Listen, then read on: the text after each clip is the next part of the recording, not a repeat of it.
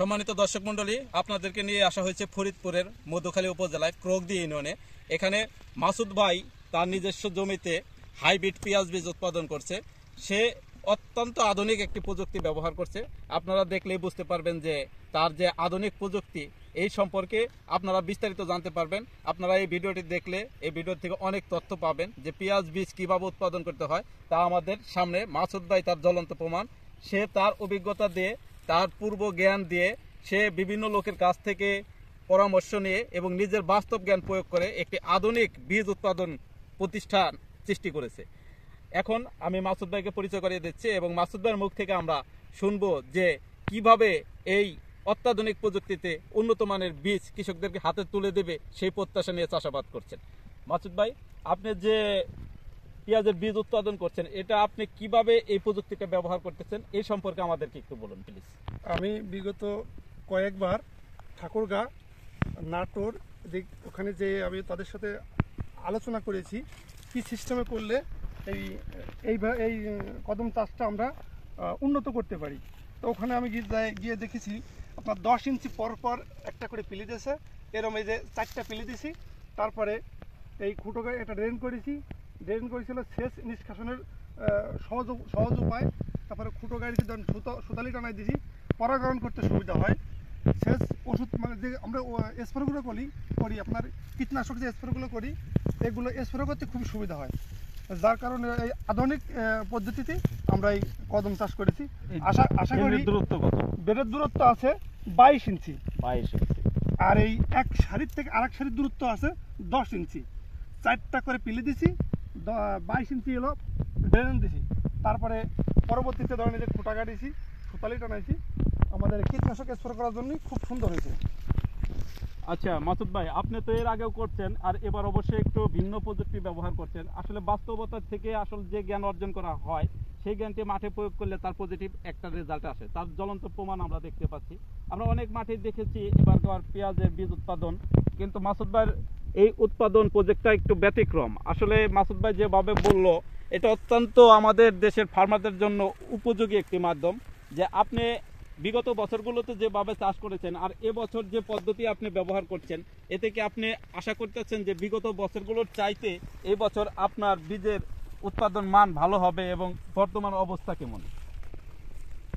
মাশাআল্লাহ, এটা আমরা অবশ্যই আমরা টার্গেট করতেছি যে বিগত বছরের চেয়ে এবছরে আমাদের ফলন দ্বিগুণ হবে এবং জার্মিনেশনের বিষয়টা অত্যন্ত ভালো হবে। কারণ বিগত বছরে ফুলগুলো হেলে ঢুলে থাকে, এই ডানটিগুলো শুকায় যায়, আর এবার ডানটিগুলো ফুল পাইকে যাবে, ডানটিগুলো কাঁচা থাকবে, যার কারণে এই যে মহড়াগুলো সুন্দরভাবে আটিছে, এই বীজগুলো জার্মিনেশন হবে 95%।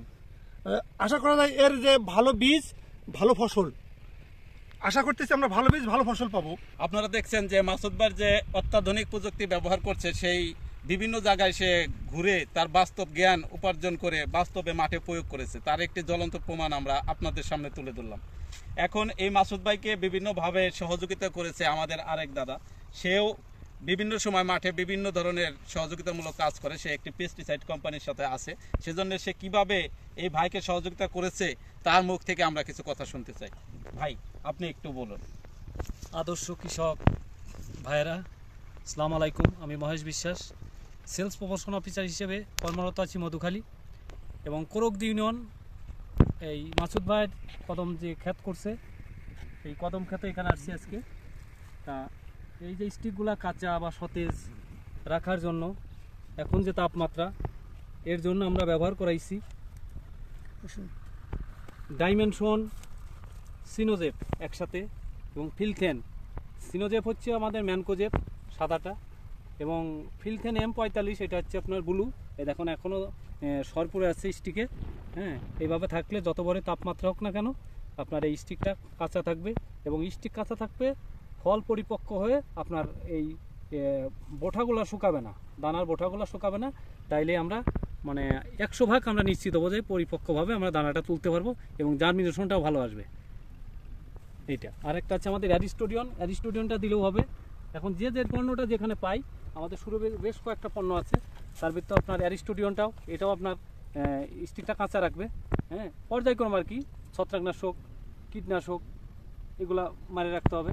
যে লক্ষণ অনুযায়ী আর কি ট্রিটমেন্ট দিতে হবে তার কোনো ইয়ে নাই, মানে লক্ষণ অনুযায়ী এই ট্রিটমেন্ট দিতে হবে এবং সেইভাবে হলে আমরা এর পরিচর্যাটা দিয়ে থাকি মাসুদ ভাইকে। জি, ধন্যবাদ ভাইকে। ধন্যবাদ ভাইকে। আসলে বাস্তবতার আলোকে অনেক কিছুই আমরা মাঠ থেকে পাই, অনেক তথ্য কিভাবে একটি স্টিককে কতটা সুস্থ রাখলে সুস্থ বীজ পাওয়া সম্ভব তা এই মাসুদ ভাইয়ের এই জমি থেকে আমরা তা পেলাম তথ্যগুলো। আশা করি আবহাওয়া ভালো থাকলে এই বীজটি কৃষকদের হাতে তুলে দিতে পারবে মাসুদ ভাই। তার অত্যন্ত পরিশ্রমের ফলে একটি ভালো জাতের ভালো মানের বীজ ভবিষ্যতে কৃষক এই ভালো বীজ দ্বারা ভালো ফসল উৎপাদন করতে পারবে। ধন্যবাদ সবাইকে, ভালো থাকবেন সবাই।